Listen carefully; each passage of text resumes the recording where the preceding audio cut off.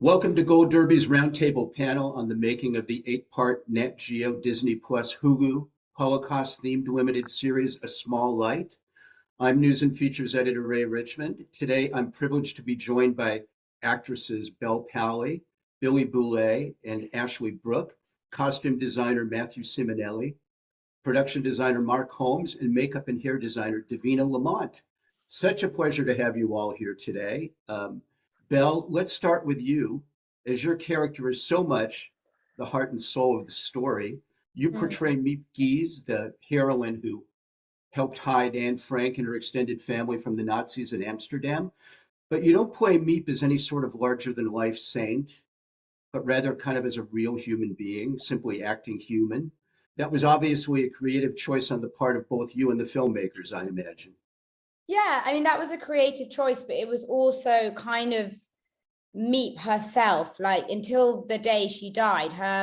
The title of our show comes from a quote that she used to say at the end of her talk. So after the end of the war, after they found and published Anne's diary, her and Otto spent the rest of their lives traveling the world talking about what happened and talking about Anne in the diary. And she'd end her talks with this quote where she'd say, no one ever should think they have to be special in order to help others. Anyone, even an ordinary housewife or a teenager or a secretary, can turn on a small light in a dark room. So that really was her kind of mantra, was that don't put me on a pedestal. I'm not a hero. I am just an ordinary woman who was put in an extraordinary situation, who did the right thing.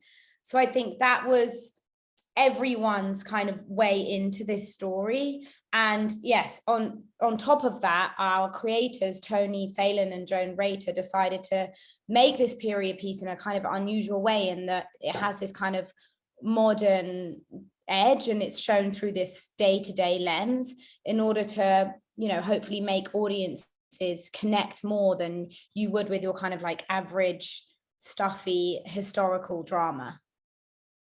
What did you know about Miep's story, Belle, before you signed on? And I imagine you subsequently absorbed her autobiography after the fact. Yes, I did. The truth is, I knew nothing about her. I mean, I'd read Anne Frank's diary, as a child in school, and I'm very clued up on this part of history. I'm Jewish myself, but I didn't know anything about Miep. Like, honestly, when I was offered the job, I was like, who? So it was a complete honor and completely incredible to kind of learn about this unbelievable woman. And yes, you're right. The first thing I did was go to Amsterdam. I think that Amsterdam is an incredibly iconic city. It operates in a very certain way, as in it's like built on waterways and everyone cycles everywhere. I'd never been to the Anne Frank house, so I wanted to just kind of go to the Anne Frank house and also just kind of immerse myself in the city, which for me is a kind of a character in the show in itself. So that was like one piece of research I did. But then, yes, I was very lucky in that, Miep herself wrote an autobiography. It's called Anne Frank Remembered. It was published in the 80s. It was later made into a documentary, actually, that won an Oscar. But I focused on the book itself, and I read that cover to cover a few times, because you really do kind of get a sense of her voice. And she talks about her life, pre-war and her upbringing, and then, very detailed account of what happened, in the time that we're telling. Yeah. And speaking of Anne Frank, Billy, talk about what it was like as a young actress to be playing such an important historical figure as Anne Frank. Did it take you a bit to get into character? Well, as it was quite overwhelming, I'd say, as well, because I mean, everybody knows Anne Frank. She's probably one of the most famous Jewish people ever. I mean, you ask one person, do you know anyone that's Jewish? They'll say Anne Frank. So taking that on board at little old 17 was was a big deal for me. But I just did as much research as I could on her. For me, I really focused on her diary. I decided just to have that as my main point of research, obviously. But I mean, as in, I decided not to look at any other portrayal of Anne Frank.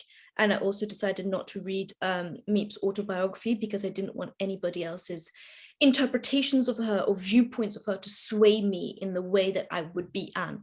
I wanted to get into her mindset and the way that she thought and portray that truthfully. I didn't want to be in a scene and think, oh, how this actor played this scene, or oh, Miep thought this of Anne, therefore Anne should do this. I wanted it to be Anne does this because she does this and this is what she thinks. So it took me a while to get into that. I audiobooked her diary a lot. I also got my mum to read it to me, because I wanted different ways of processing it. So I just did that over the month or so that I had before filming. And then during filming, the first couple of weeks, I still audiobooked a diary because I was just getting into the gist of filming, obviously. But it took me a while, but I just did as much as I could to get into Anne. And I clicked with her quite easily, I would say. So it wasn't too much of a challenge to get into her mindset. It was very similar to the way that I think. And because you didn't see any previous portrayals of her, you weren't influenced, but we definitely get a different sort of Anne Frank here than we've gotten before. You're much more precocious and feisty and kind of a handful. Yes, that's what I wanted to bring forward, was, right, I didn't know anything about Anne really before I started filming. I thought she was this shy, reserved young girl, because I never got to read her diary in my education system, unfortunately. So when I got the role, I read it and my jaw was on the floor. I had no clue that this was her. I had no clue how opinionated she was. I had no clue how feisty she was and how she talked back. I mean, in one of the passages, she said she wanted to slap her mother across the face. For me, I had no clue that she was this type of person. And it made me love her 10 times more.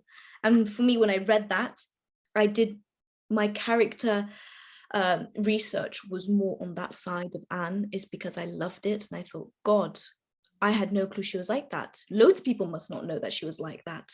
So that's what I focused on. And when I got all the scripts in, I was, thank God, my research and the scripts went into hand in hand. They portrayed Anne as her true self, and that was my research. So it flowed quite easily, and I was happy that the writers did that. She's such a colorful character in this historical rendering. Ashley, you play Anne's sister Margot, and most of what we know about her is from Anne's diary, through Anne's eyes. Did that make it harder for you to get a full picture of this girl? You know, for me, I always kept going back to the fact that Margot had a diary of her own, but it was never found. And so, yes, it was kind of difficult in the fact that she didn't have that firsthand account that Meep and Otto and Anne had, but there was a few that I had found, but also through all those perspectives, I kind of tried building what I had imagined as Margot as much as possible. And also what I found really helpful was kind of creating my own diary. And I would take pages of Anne's diary and then put them into Margot's perspective, which really helped me to step into Margot. But also, I mean, listening to accounts of that time period and what it would be like to be a real teenage girl.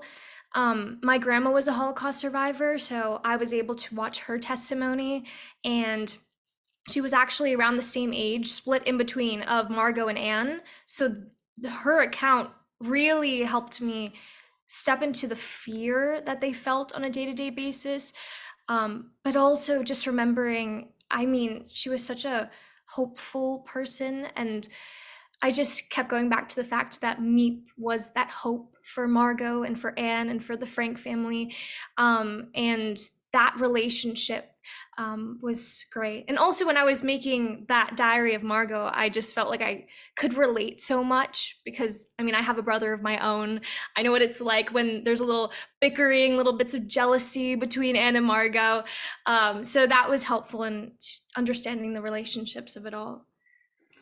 And as you say, you had that unique perspective of having a grandmother who was actually in the Holocaust. Do you think that had a role in informing your own performance? Absolutely. It was really interesting how many parallels there were between her story and what I was researching. Like I said, she was 14 when she went to the concentration camps, which was in between the ages of Anne and Margot, and then she grew up 15, 16. And there was a lot that stuck with me, definitely, while I was portraying Margot, as you said, because there isn't that firsthand account that she had written. So yes, I definitely, I took on the fear of the time period, but also that love and those relationships and that hope. Yeah. Let's move on to you, Matthew Simonelli. I was sometimes surprised by your costume design choices in this series. And I imagine a lot of that came from on high. There was that whole aesthetic choice to have the characters often wear bright, colorful colors, not the Yeah. drab, washed out grays we're accustomed to, in these previous dramas that depicted that era. Um, were the fashion choices of the Franks, the Van Pels, and the Guises supposed to sort of more match their individual personalities rather than evoke this depressive and despairing mood? Yeah, I mean, they're real people, right? And so I think, especially up in the attic or in the annex, we really wanted to create I wanted everybody to have a lane that they could lean into for their own characters, their own sense of time and storytelling, and give everybody kind of some tools that they could play with. So, we're seeing the drama unfold, on the screen, but like, what about all the time? Like, they're spending so much time there. There's stuff happening off screen. And so anything I can do to kind of lend and, fill anything out for those people so they have more tools to use. Yeah. I wanted everybody to feel really independent, really individual. And, we know so much about Anne, but, we know not as much about Margaret. And so I spent a lot of time trying to really make her feel whole and beautiful and really kind of well conceived, as well. Yeah. Yeah, everything looks just visually compelling, and the clothes all look kind of lived in. Uh, I imagine the clothes also sort of were designed maybe to demonstrate a little bit of contrast between the pretentious lives of the people that were still sort of living high in Europe at that time and during the war, while the Jews were being shunted aside and persecuted and murdered. That contrast is very visually appealing. Yeah, so there's a couple of things happening. In episode 104, we get to go to this party, this kind of like really decadent party that's in a country estate, right? And everybody's in gowns and there's fur and there's jewelry. Where the rest of our world kind of takes place in this that's right, lived in world where people are making do with what they have. They're mending their blouses, you're stitching holes, you're trying to tidy up stains because especially at this point in time, you are dressing with dignity. You're dressing as an act of resistance. Um, I think to avoid feeling so victimized and you're pulling yourself together. You're like, you're not gonna own me. I'm still an individual. This is what I do. This is how I can show that I'm, you know, um, fighting my fight, and keeping my dignity. So yeah, just trying to explore that a bit. Bel, how did Matthew's wardrobe choices help you align with your character? Yeah, because I know that you really sort of rebel against the whole dusty part of history. Yeah. Much Oh my God. fresher. It helped immensely, immensely. I mean, as you just said, like I have shied away from period pieces in my career. Like there's something about like the costumes and the formal language that just always makes me feel so distant from the part that I'm playing. Like I feel very hard to connect to these characters.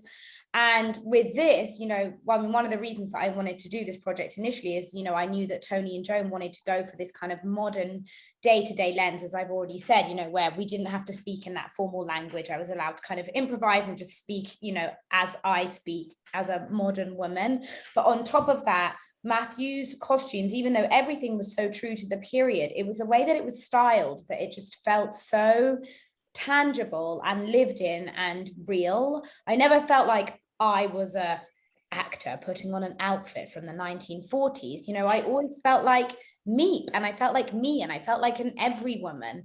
And that's in part because of Matthew's unbelievable styling, the way that he puts these clothes together, because he really does think about, often you'll go into a period piece and the costume designer will be like, okay, I've seen a picture of people from 1942, so everyone is going to be dressed in this same similar outfit from 1942. But what Matthew thinks about is that actually, whether in 1942 or whether in 2023, you might like be borrowing like your grandma's like favorite jumper from like 1910, or you might be like wearing like your brother's shirt or like your boyfriend's shirt, or, you know, like people style clothes differently. And Meep actually says in her autobiography, the one I was just talking about, she says that she loved fashion, and even when she had no money, she would like go past the fashionable, like expensive, like shop windows, and she'd try and replicate what she saw on the mannequins. So we really did like approach this as like, this is like a fashionable young woman who like, you know, and it's the way people express their personality. It's the first thing you do to express your personality when you get up in the morning is you get dressed. And Matthew and I were both on the same page, like, let's really think this through about how this woman is presenting herself. And it was such a fun process. I mean, it started with basically an 8-hour fitting, which was insane, and with all of these amazing clothes that he'd like gone to Paris and like pulled. It was just so fun. And we were able to kind of place everything together across like the, you know, the journey and the scope of our show. So yeah, it was a complete joy, and it made my job so much easier. Marc Holmes, I could tell that you were the production designer on this project just from looking at the kitchen behind you, which is gorgeous. I want that kitchen. But as the small white production designer, the visual aesthetic you established in your designs came across as really cinematic, especially cinematic. I mean, more so than your usual television project, I think. I And think we've got especially striking. Yeah, I think we've got to start with when I got the first phone call from Susanna, and I've worked with Susanna before, and she phoned me in January last year. So it was like 3 or 4 months before the show was even going to start. And we started talking about it. She asked me if I was interested. And, you know, having worked with her before, you know, she trusts me, and I trust her, and she has an aesthetic, and I get it. You know, we're of the same age, and we like the same kind of quirky kind of Scandinavian European stuff in terms of interior design. So it's easy to have get the keystones going and get the points going. So it you know, like straight away I'm like, well, what aspect ratio are you going to shoot this in? And so yeah, we're going to do it in like 2:3:5. So we're automatically into that, you know. So everything's now going to start. Like, we're going to get a good DOP, and we got Stuart, who was excellent, and you know, he's good for that aspect ratio. So right from the get-go, we knew that what we wanted to do should have cinematic values, like a lot of streaming stuff now. It's a lot of it shot in the 16:9 or 2:3:5, and so it looks cinematic. It's beautiful. You know, the cameras are great, and we spoke with them. Then we started how we're going to grade it and use Kodachrome stock, you know, to like make it feel of the period. And we started getting something. I knew, you know, you can tell that when Susanna writes dialogue, it's like, you know, it's always very modern and chirpy and like sort of riffing off people, and are very knowing. So, you know, I could tell that what it was going to be like dialogue wise, and in its tone, in terms, you know, there's very funny stuff, very sad stuff. So we knew where we were going with that. And I was saying to someone else before, the thing is, if you go to 1942, 43, at that point in time, F was modern. And if you look at the Dutch and Amsterdam at that time, and the Dutch School of Architecture, it was very modern. When we went to Mawiedeplain to shoot there where the Franks actually lived, like, I did not believe that was built in 1934. I thought it was too modern. I thought it was 60s or 70s. There's a skyscraper, which is the first skyscraper in Europe, next door around the corner from where the Franks lived, you know, and it's 10 stories. People from all over Europe came to look at it, you know, like, so the Dutch was super modern. So like in the same way that Mad Men had a very modern view of the 60s as in itself, you know, I decided to try and do that with, speaking with Susanna, I want to go for this. I want the Dutch to be modern.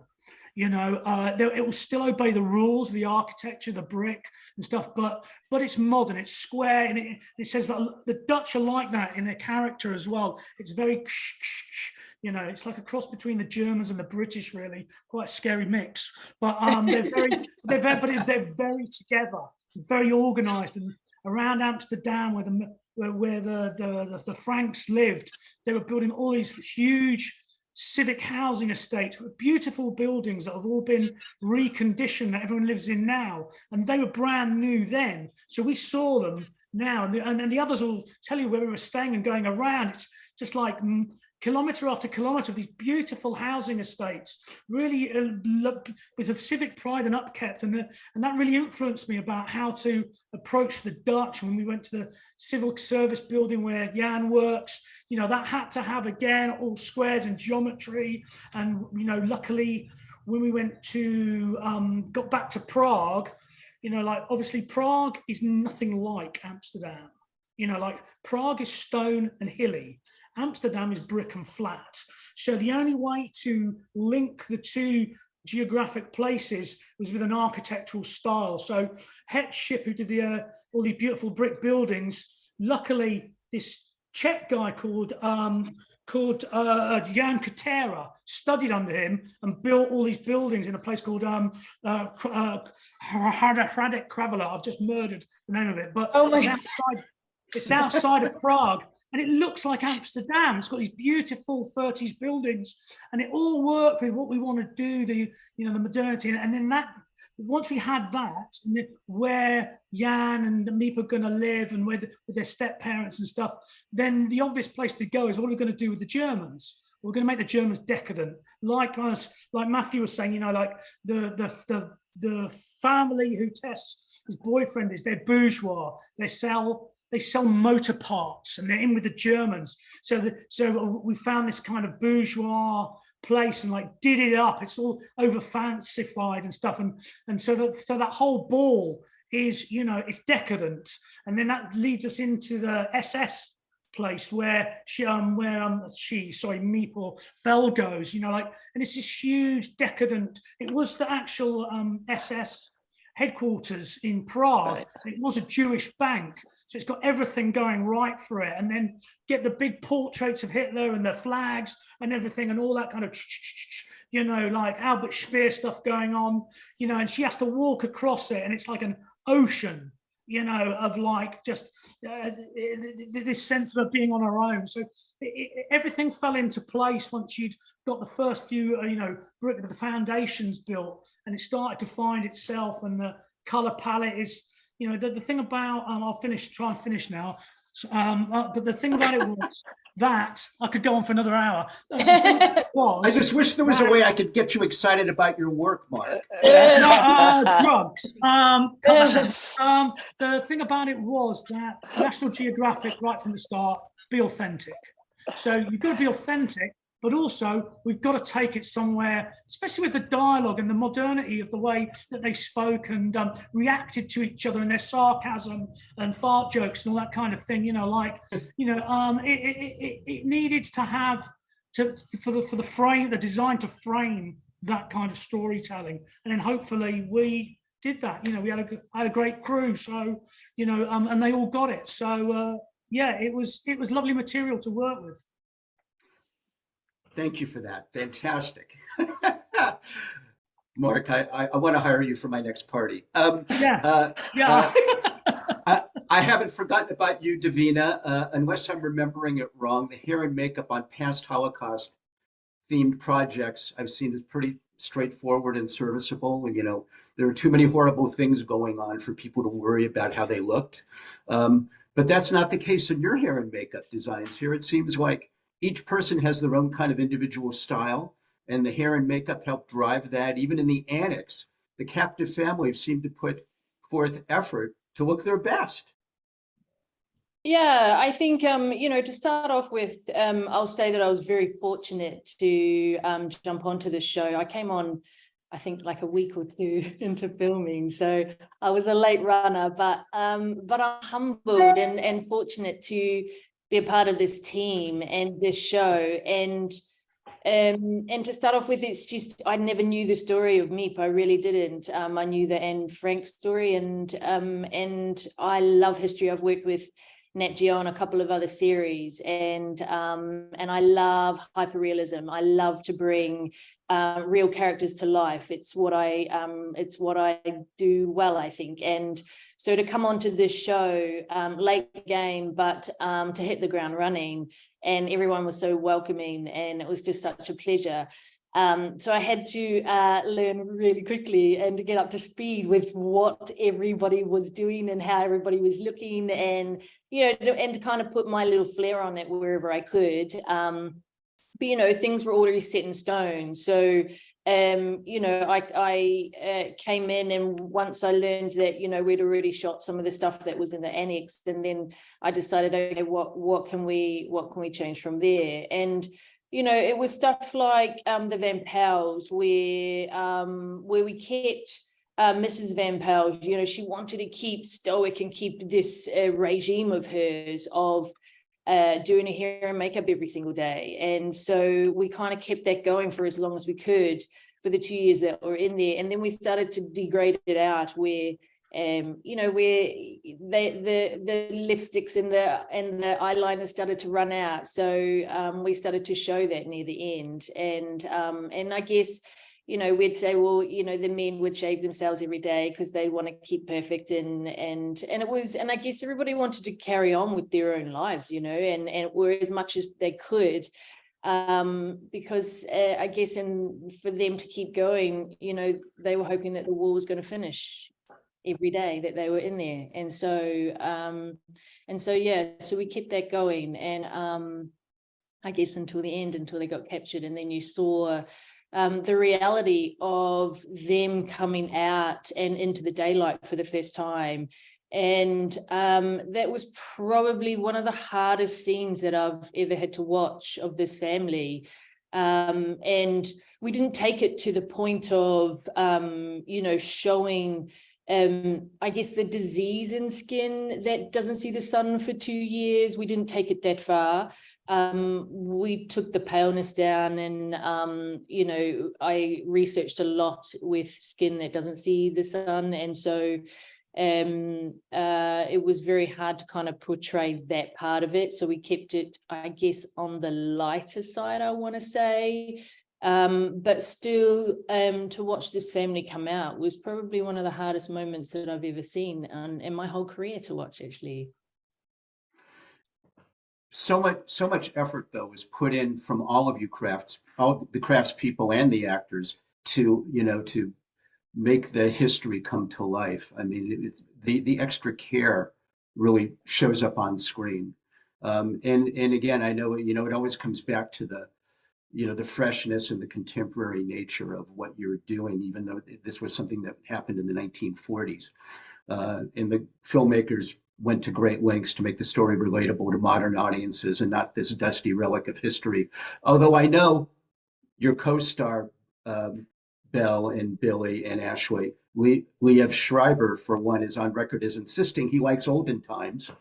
But did that aspect, it sounded like that aspect of the modernity really appealed to you all?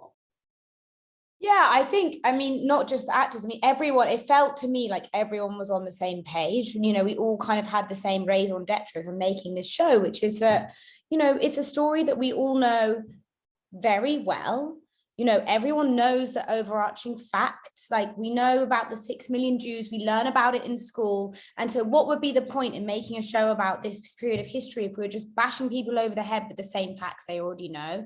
There's a deeper point to it, which is to make people connect and make people draw parallels to what's going on in the world today. And the way into that was to have this kind of modern, human, day-to-day lens. What people can relate to is a young couple, newly in love and like navigating their marriage. What people can relate to is like coming of age, Anne and Margot coming of age in the annex, parenting, the Franks are still parenting their kids in the annex.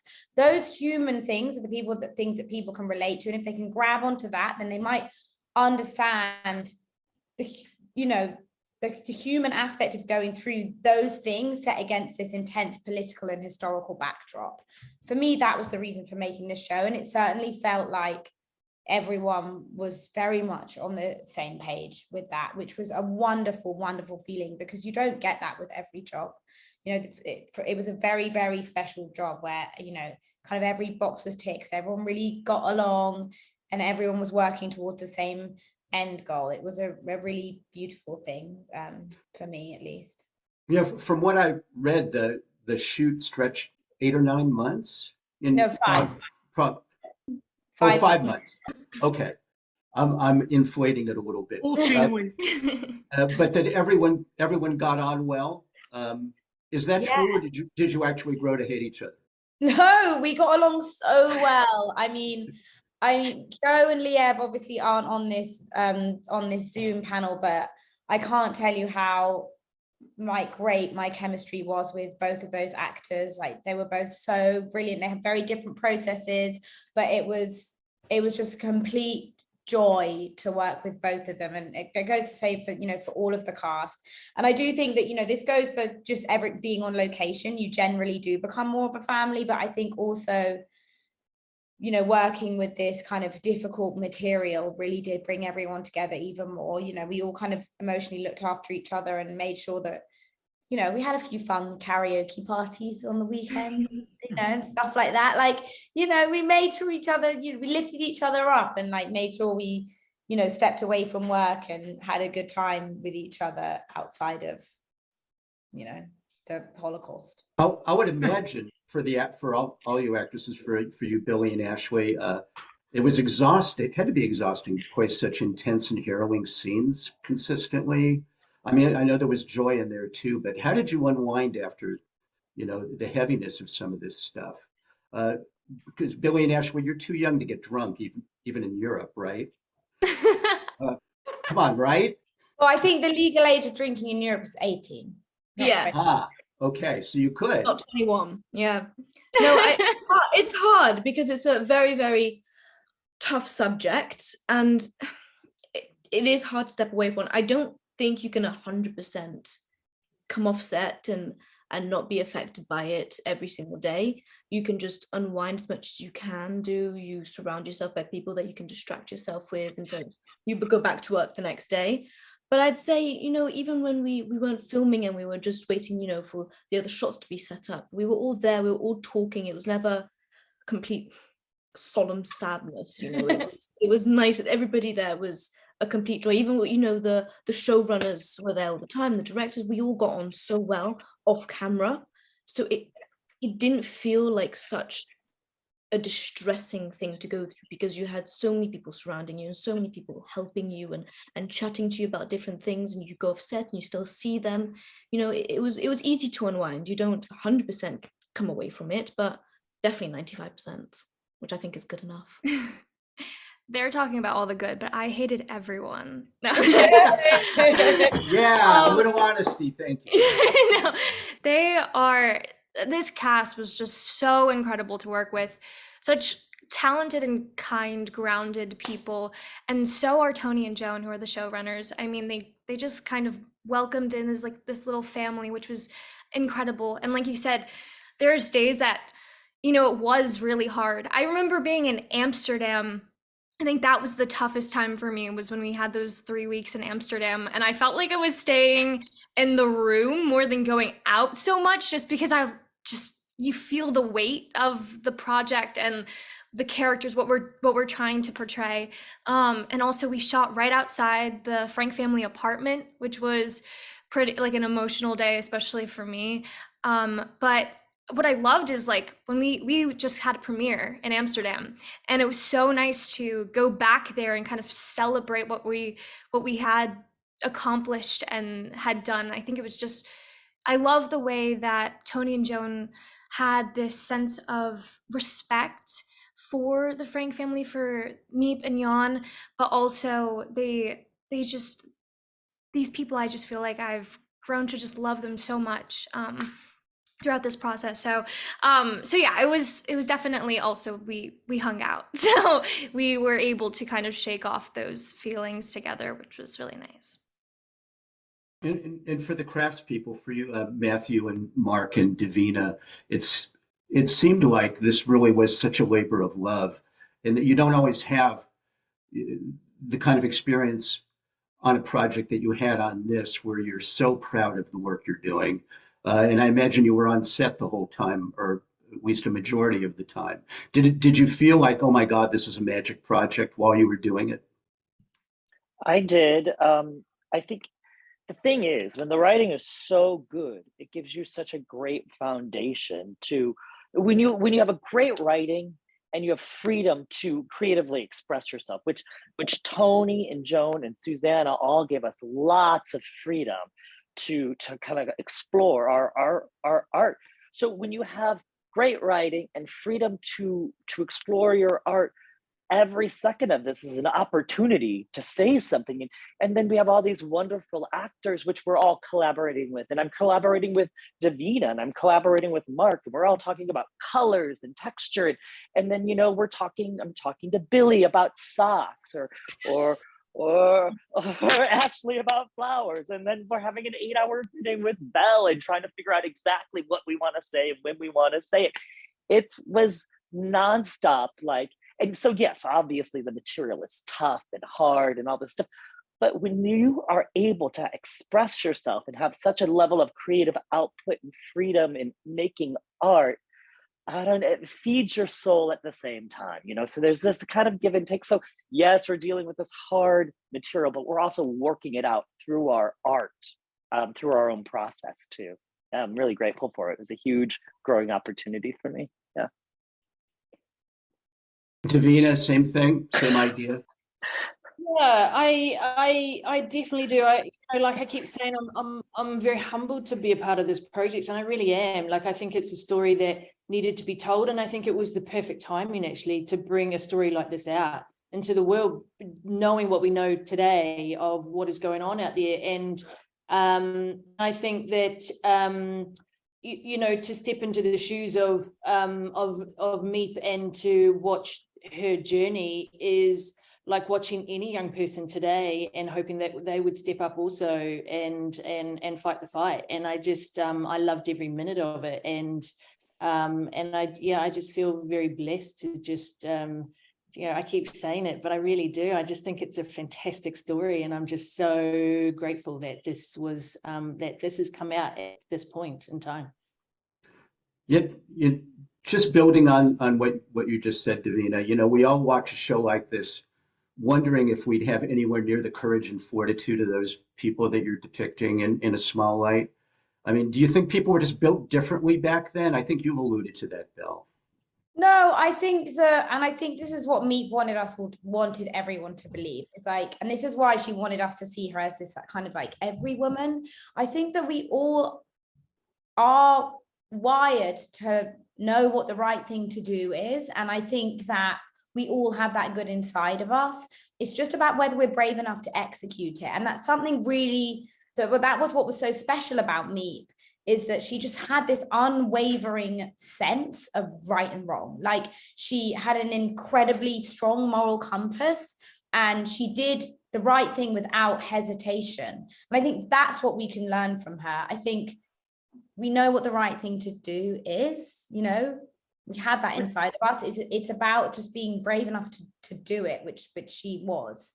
I think that a couple of points, what Bel's just said, I think that it's interesting that the further we got into the job, and because we shot it in story order and then the scripts would come out and we get it, I found myself, I don't know about the others, I got more and more invested in it as time went by, more than other jobs I've been on, but it just got, when we ended up in Amsterdam and the Franks come out of the apartment and Liv comes out and there's Lisa and the girls out, I was crying.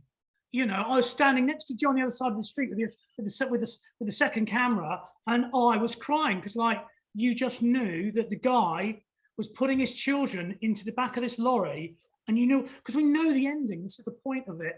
We know the ending. So how do you, it's like the singing of the Titanic. How do you bring something to this, when we know the ending? And that was the brilliance of what Joan and Tony and Susanna and Bill did, in that they reframed it in a way. And this thing about the modernity, I I don't really buy it. I think it's universal. I think it's archetypical. I think, you know, like young people will always be cheeky and misbehave and say stuff. And you see it in Otto Frank. He was very uptight, very stiff, or in the performance anyway, in the dialogue. But even he would sometimes give these lovely little asides where you just let it, you through into his humanity. And, you know, and I think people have always been like that.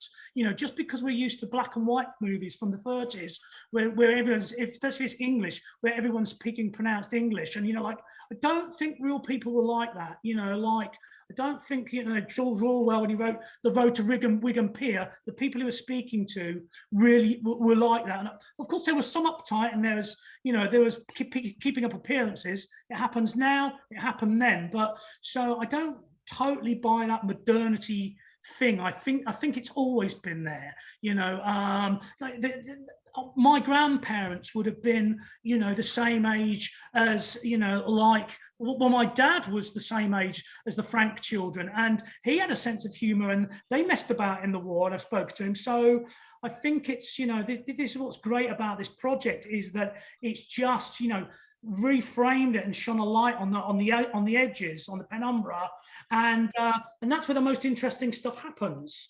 You know, because we know of the tragedy, but it was finding a new way to get around that and through to, you know, episode 7 and episode 8 when that happens, you know, and then everyone's reaction to it. And, you know, the tragedy is always there, but, you know, for me, I just got more and more invested in it as time went by. And I found that very interesting. And I'll always be grateful to Susanna, Tony and Joan for letting me experience that. And, like, you know, they are hilarious people as well. And you know, like, I could say anything to them, you know, or come up with any suggestion, and it was never looked at down or at all. That's interesting, but maybe not now, for another thing later on or whatever. I found them immensely collaborative, and I could speak my mind and push the envelope a bit, and phone Tony up and say, I just want to push this set a little bit. And you go, why? And I'd explain it, and you go, yeah, good, but hold it down and then bring it on later on. So it was just, you know, as the other said, it was a great job to do, and they come along rarely. Well, I think that's a great place for us to wrap. We're going to say goodbye to Bel Powley, Billie Boullet, Ashley Brooke, Matthew Simonelli, Marc Holmes, and Davina Lamont. The 8-part A Small Light is available to view on Nat Geo and streaming on Disney Plus and Hulu. Best of luck to all of you this Emmy season. And thanks for joining us today at Gold Derby. Thank you very much. Thank you so much, Ray. Thank you Bye, everyone.